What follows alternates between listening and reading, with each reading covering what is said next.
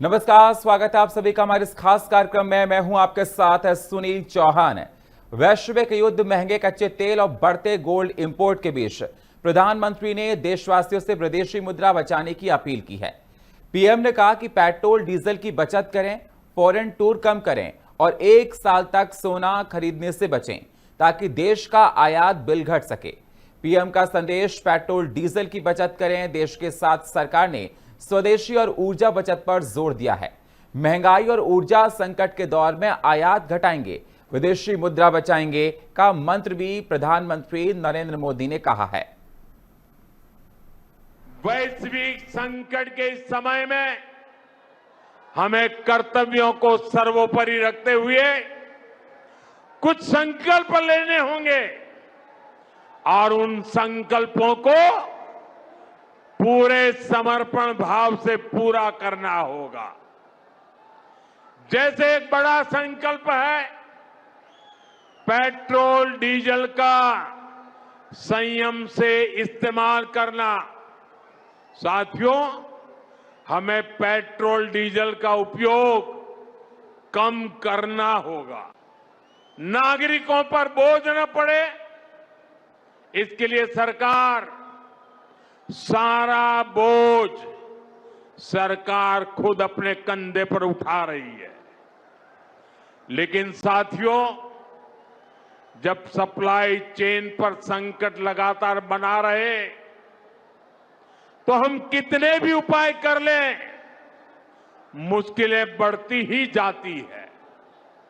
इसलिए अब देश को सर्वोपरि रखते हुए, मां भारती को सर्वोपरि रखते हुए हमें एकजुट होकर के लड़ना होगा।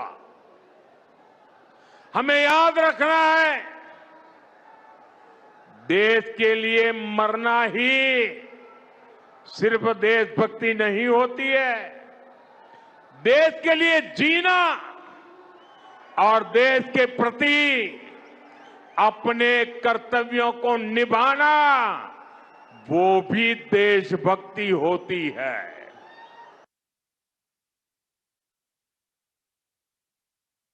तो अखिलेश यादव ने कहा कि चुनाव खत्म होते ही संकट याद आ गया। प्रधानमंत्री मोदी को एक्स पर पोस्ट किया प्रधानमंत्री नरेंद्र मोदी के इस बात को लेकर। दरअसल देश के लिए संकट सिर्फ भाजपा है। अखिलेश यादव ने एक्स पर पोस्ट करके इस बात का जिक्र किया है।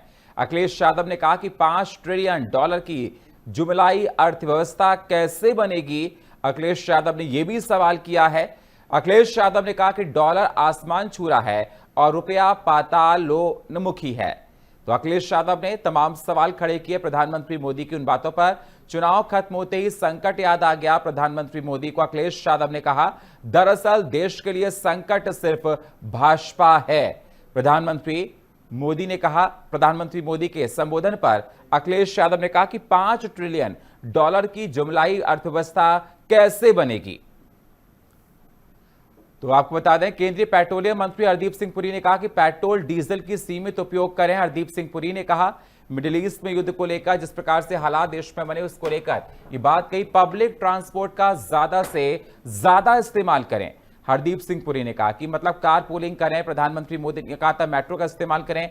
हमारा ऊर्जा क्षेत्र बड़े संकट से गुजर रहा है। हरदीप सिंह पुरी ने कहा सरकार ने तेल पर एक्साइज ड्यूटी घटाई है। हरदीप सिंह पुरी ने कहा क्योंकि देखा गया था स्ट्रेट ऑफ हॉर्मुज के हालात को लेकर भी बात निकलकर सामने आई थी।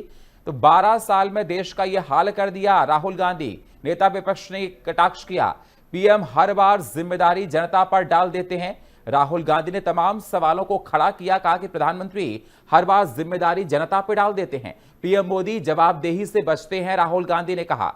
राहुल गांधी ने एक्स पर पोस्ट करके प्रधानमंत्री पर तमाम सवाल खड़े किए। राहुल गांधी ने कहा कि पीएम जनता से त्याग की अपील कर रहे हैं, मतलब जनता से त्याग करवाना चाहते हैं प्रधानमंत्री मोदी, राहुल गांधी ने कहा है।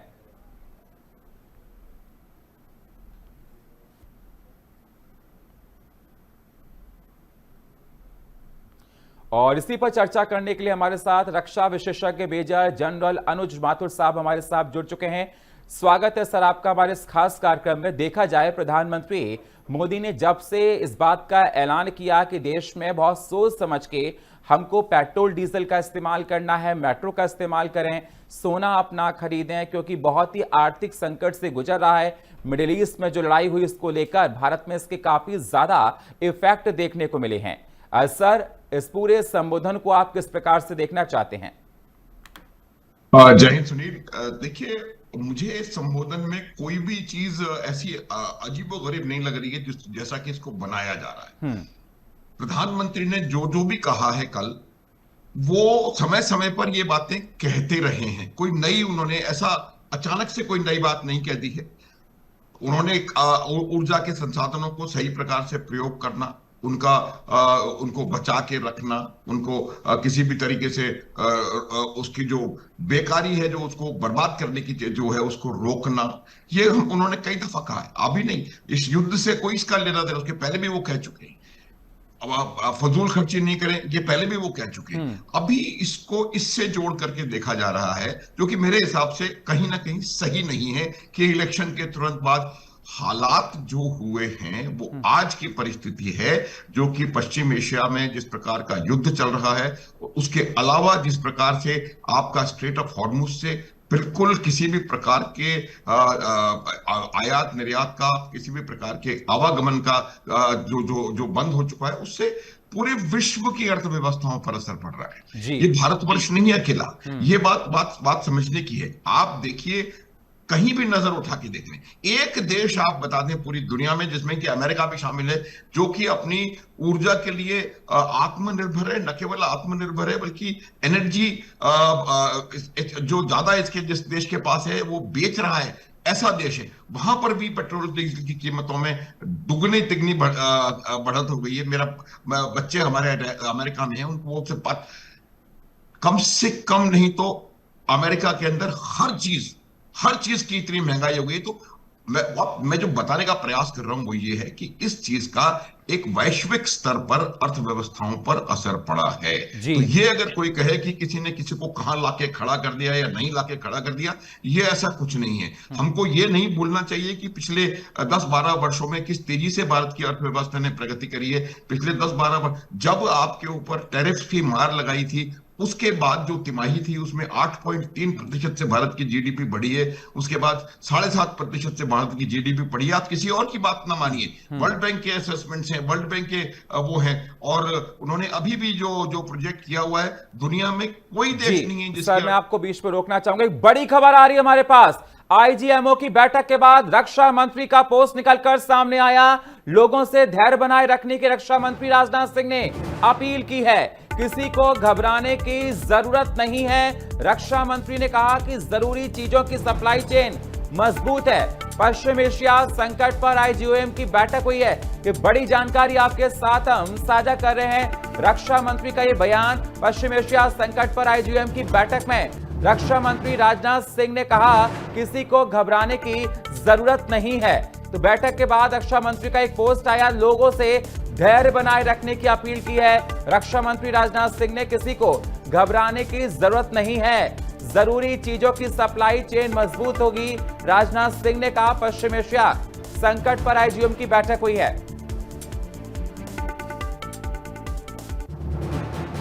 और हमारे साथ मेजर जनरल अनुज माथुर साहब, रक्षा विशेषज्ञ, हमारे साथ लाइव जुड़े हुए हैं। सर, राजनाथ सिंह ने आईजीएम की बैठक के बाद साफ तौर पर कहा कि किसी को घबराने की जरूरत नहीं है। देखा गया बैठक हुई थी, इसको लेकर हमारे पास सभी चीजें हैं, हम मजबूत हैं। किस प्रकार से देखा जाए राजनाथ सिंह के इस पोस्ट को?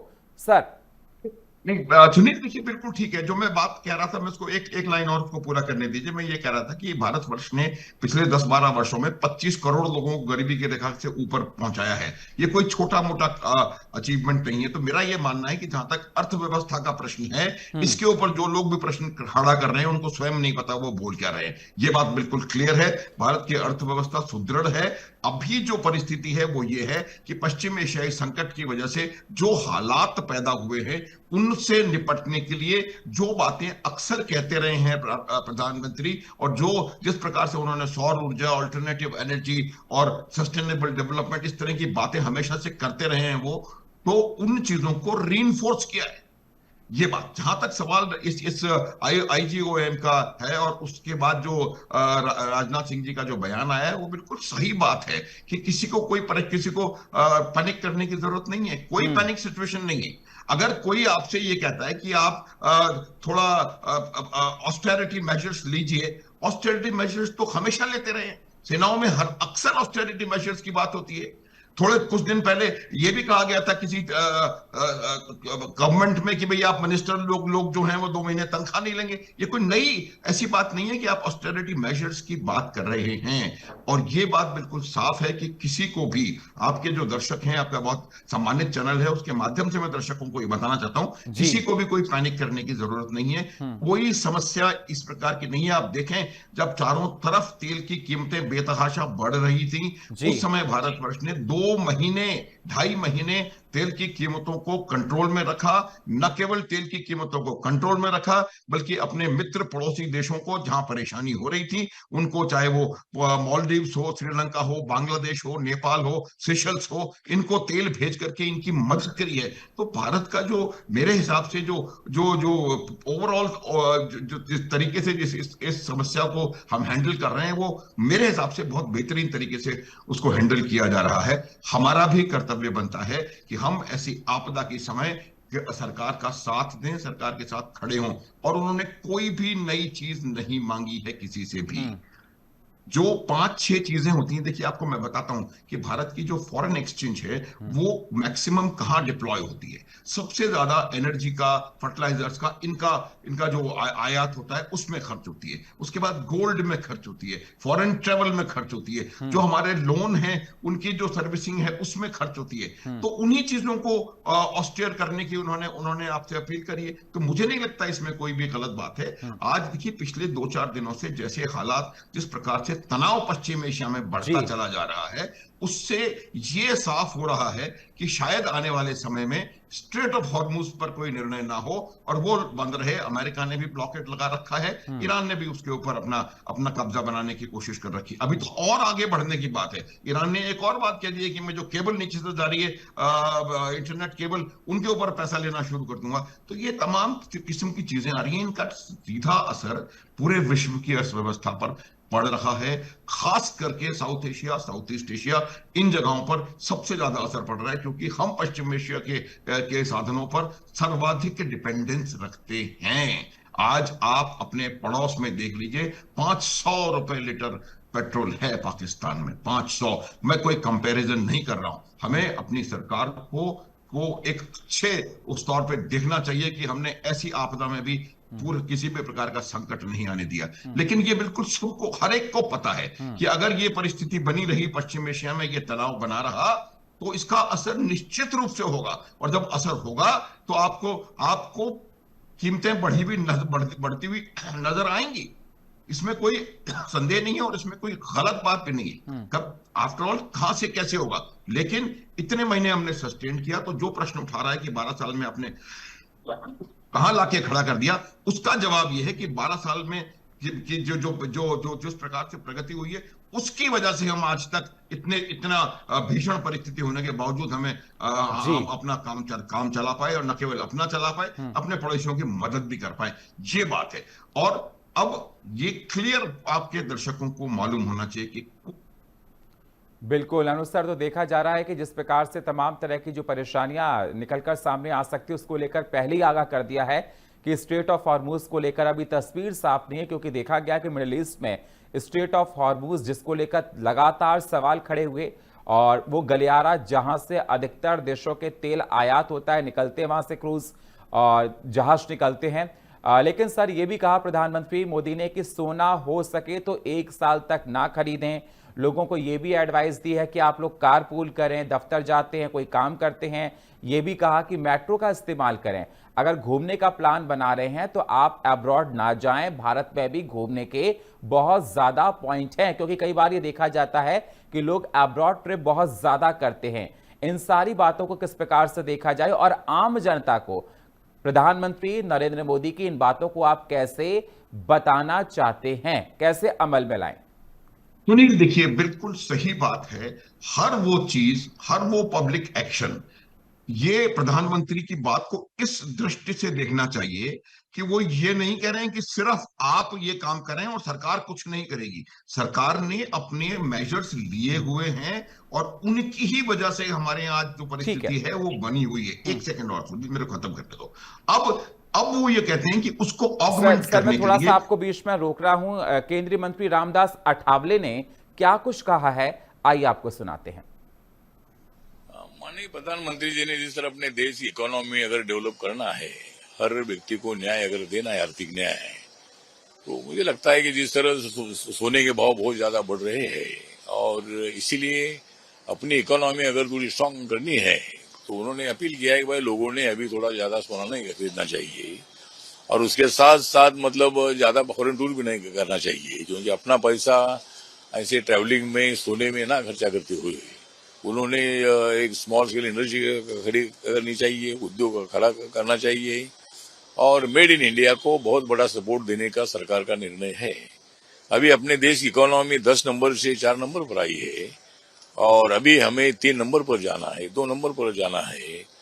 25 करोड़ लोग गरीबी रेखा के ऊपर आए हैं, तो इसलिए मुझे लगता है कि जो प्रधानमंत्री जी ने अपील किया है उसको ध्यान में रखते हुए सभी लोगों से मैं प्रधानमंत्री जी के भूमिका का समर्थन करता हूं और सभी लोगों को अपील करना चाहता हूं।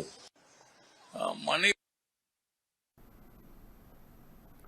तो बिल्कुल देखा जा रहा है कि जिस प्रकार से प्रधानमंत्री मोदी के संबोधन को लेकर तमाम सवाल तो देखा आपने। केंद्रीय मंत्री रामदास अठावले ने कहा कि प्रधानमंत्री मोदी का समर्थन कर। हमारे साथ अनुज सर लाइव जुड़े हो। अनुज सर अपनी बात को रखिए।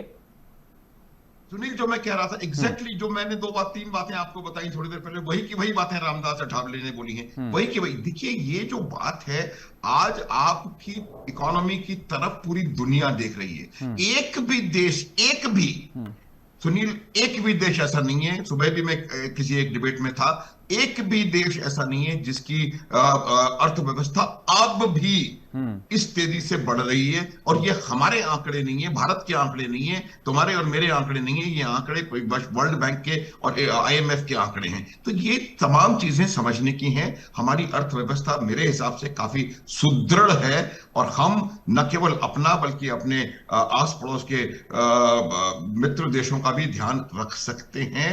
लेकिन अगर आपसे ये उम्मीद करी जा रही है कि आपदा का समय है, उस चीज पर ध्यान कम दें जो डॉलर को बाहर भेज रही है या विदेशी मुद्रा को बाहर भेज रही है, तो मुझे नहीं लगता इसमें कुछ भी गलत है और ये बिल्कुल सही उन्होंने कहा है। और मेरा ये मानना है कि हमें सबको, मुझे, आपको, सबको इस बात का निर्णय लेने की जरूरत है कि हम इन चीजों की पालना करने की कोशिश करेंगे। अगर कोई कहता है पब्लिक ट्रांसपोर्ट का प्रयोग करें, ये जो दिल्ली में मुख्यमंत्री पहले थे, अभी थे, वो हमेशा कहते हैं कि पब्लिक ट्रांसपोर्ट का प्रयोग करें।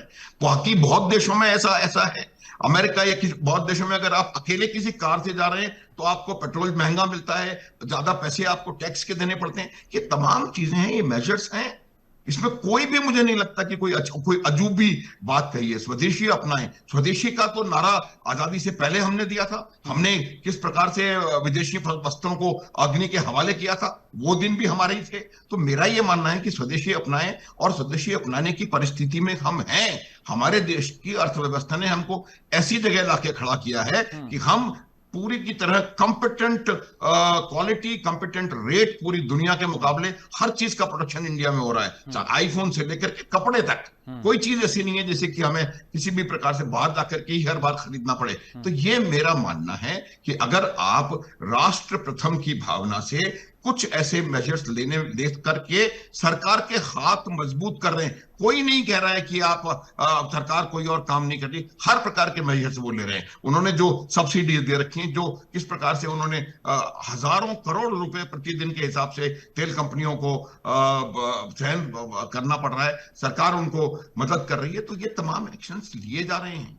आज भी भारत की जो अर्थव्यवस्था है वो बहुत बेहतर तरीके से है। बहुत GDP के जो प्रोजेक्शंस हैं, आज भी प्रोजेक्शंस बहुत अच्छे हैं। तो मेरा ये मानना है कि बजाय इस पर राजनीति करने के, हमको इसको सकारात्मक तरीके से देखने की आवश्यकता है। और इसमें कुछ भी गलत नहीं है कि अगर कोई यूं कहता है कि सोने की कीमत बहुत बढ़ गई है। आपको मैं सलाह दे रहा हूं कि आप सोना ना खरीदें, क्योंकि आपको आपका खुद का पैसा भी तो जा रहा है।